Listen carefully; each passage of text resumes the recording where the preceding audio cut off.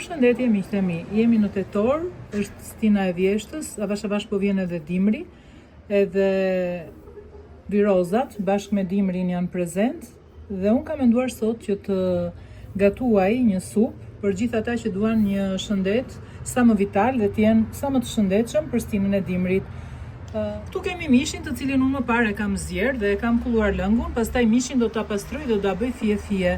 Kemi disa deg selino, majdanoz, këtu kemi një kungull, një patate, një karot, një qep mesatare, një limon dhe një gotë jo shumë e mbushur plot.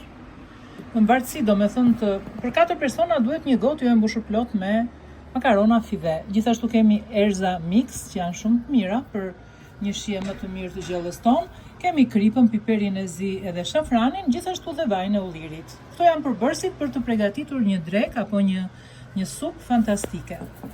Do të fillojmë gjitha perimet, do t'i grim në rende. Unë po filloj me hudhrat, pastaj do të vazhdojmë karotën, selinon, patatet, kungullin, qepën.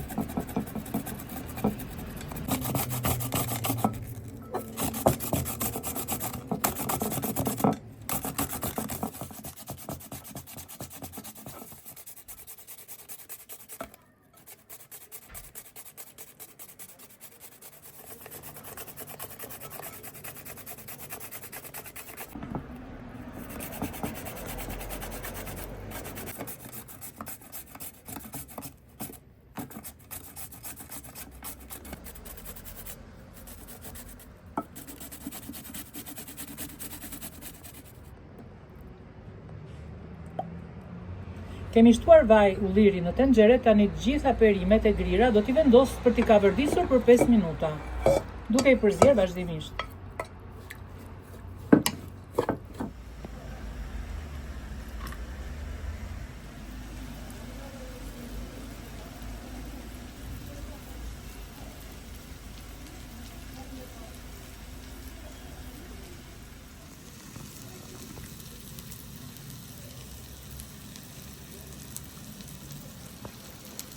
Pasi kemi kavërdisur për gati 5 minuta, këtu do të shtojmë edhe mishin, të cilin e kemi pastruar nga pjesët e lëkurës apo dhjami.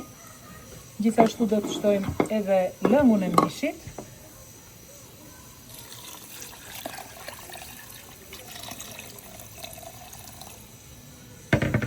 Do të shtojmë kripën, piperin edhe shafranin. Do të shtojmë edhe pak erza të përzjera. Do të shtojmë makaronat dhe për pak do t'i përzjejmë derisa të marrin val dhe do t'i lëmë derisa të zjejnë plotësisht makaronat. Pasi mishin e kemi të zjerë, edhe perimet nuk ka nevojë shumë, që kështu vetëm është koha e dur e makaronave që të zjejnë.